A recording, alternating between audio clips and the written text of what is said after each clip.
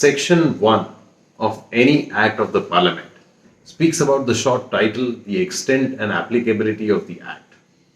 In Section 1, we find in several acts passed by the Parliament that the act applies to the whole of India except Jammu and Kashmir.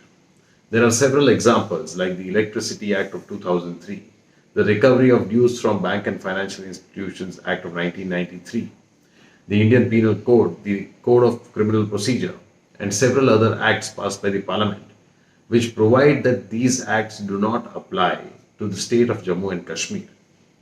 Now, why an act passed by the Parliament is applicable to every state and not applicable to the state of Jammu and Kashmir is an interesting question, and the answer lies in the brief history of how the state got integrated into India. The answer to this question lies in the instrument of accession signed by the Maharaja of the state of Jammu and Kashmir in the year 1947 with the government of India. On 26th October 1947, Maharaja Hari Singh signed this instrument of accession and acceded the state of Jammu and Kashmir into India.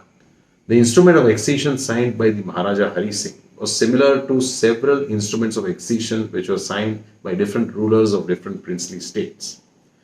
But some aspect of Jammu and Kashmir which are different from other states and the application of the entire constitution is having some history which is required to be understood. In the instrument of accession signed on 26th October 1947, the Maharaja Hari Singh says that I hereby declare that I accede to the Dominion of India with the intent that the Governor General of India, the Dominion Legislature, the Federal Court, and any other Dominion authority established for purposes of the Dominion shall, by virtue of this instrument, exercise such functions as may be vested in them. By way of this instrument, Maharaja Hari Singh acceded to India and granted the Dominion the authority to enact laws on three subjects, that is, defense, external affairs, and communications, for which the Dominion legislature could make laws in the state of Jammu and Kashmir. The extent of laws which could be made by the Dominion government were provided in the schedule to the instrument of accession, that the Parliament could enact law for subject matter defense for purpose of the naval, military, and air forces of the Dominion, the arms, firearms, ammunition, and explosives. With respect to the subject of external affairs, the Dominion government could make laws with regards to implementing of treaties and agreements with other countries, extradition, surrender of criminals, admission into and emigration and expulsion from India, and naturalization. With respect to communications, the Dominion government could make laws with regards to the posts, telegraphs, telephones, wireless, broadcasting, and other forms of communication for federal railways, maritime shipping and navigation, aircraft and air navigation, lighthouses, carriage of passengers and goods by sea or by air. Now, another important clause in the instrument of accession was clause 7, which provided that nothing in this instrument shall be deemed to commit me in any way to accept any future constitution of India or to fetter my discretion to enter into arrangement with the government of India under any such future constitution. With respect to this clause, Maharaja Hari Singh had reserved his right to accept the future constitution of India, and also he could enter into any arrangement with the Dominion government with regards to the future constitution of India that was to be drafted by the Constituent Assembly. It is because of this provision that the government of Jammu and Kashmir did not want to accept the entire constitution of India which was drafted by the Constituent Assembly and which came into effect from 26 January 1950. In fact, on 26 January 1950, the only two articles of the Constitution of India which applied to the state of Jammu and Kashmir were Article 1 and Article 370.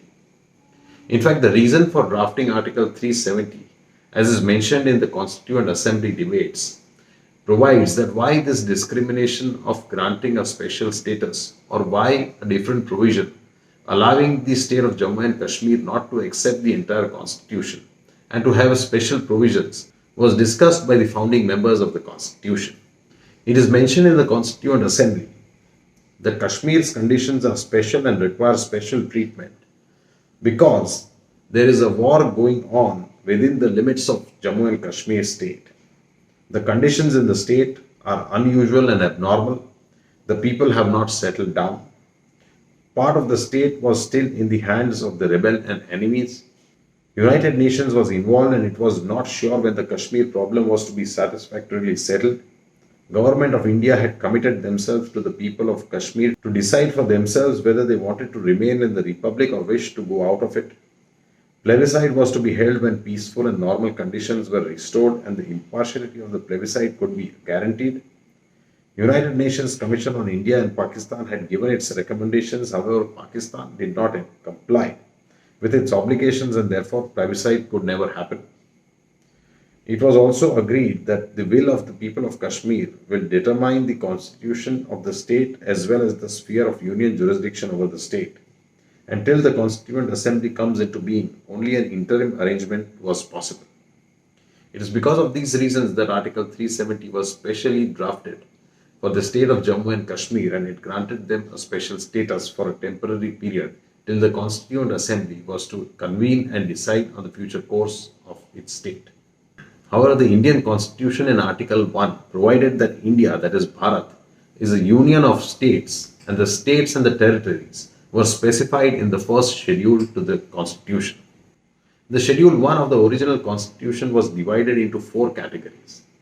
Part A states were those princely states that had merged with the province of the British India, like Assam, Bihar, Bombay, West Bengal, Madras, etc.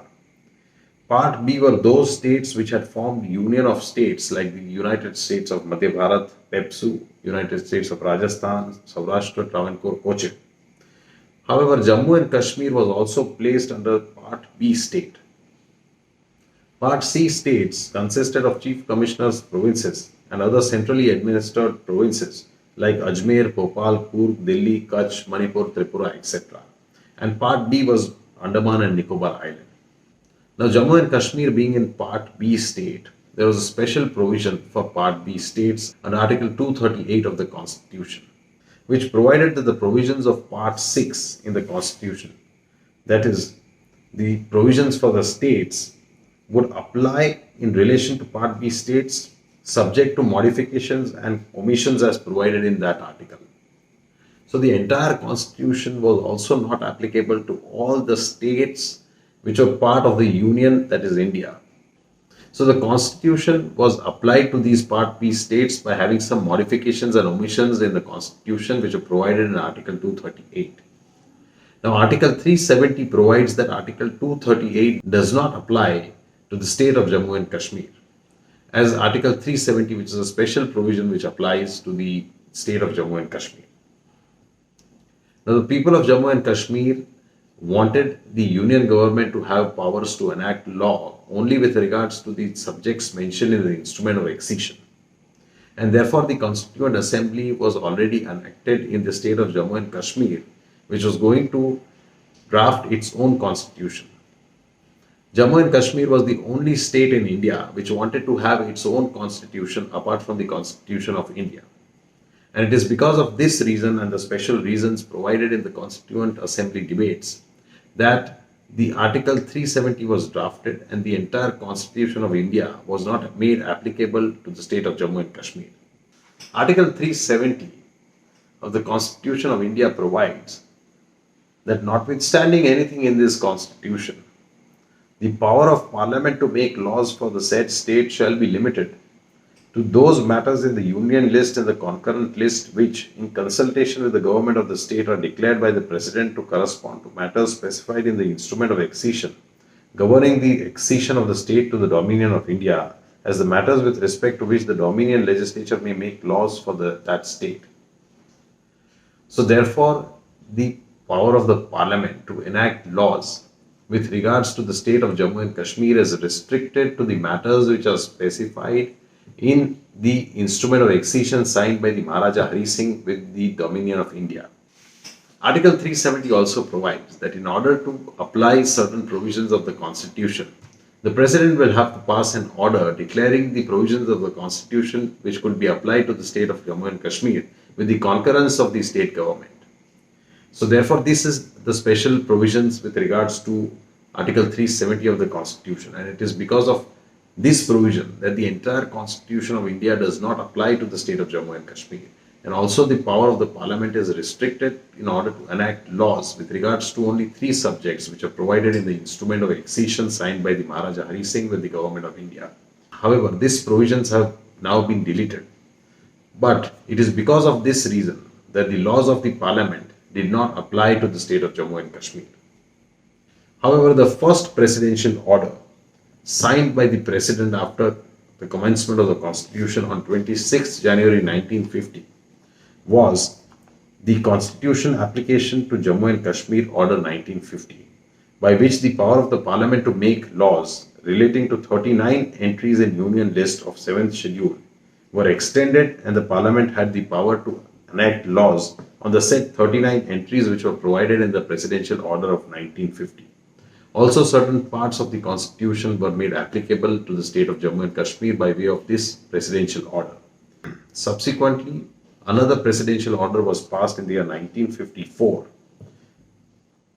The Constitution Application to Jammu and Kashmir Order 1954, which came into force on 14th May 1954, whereby Article 35A came to be added to the Constitution, empowering the state legislature to legislate on the privileges of permanent residents with regard to immovable property, settlements in the state and employment, etc.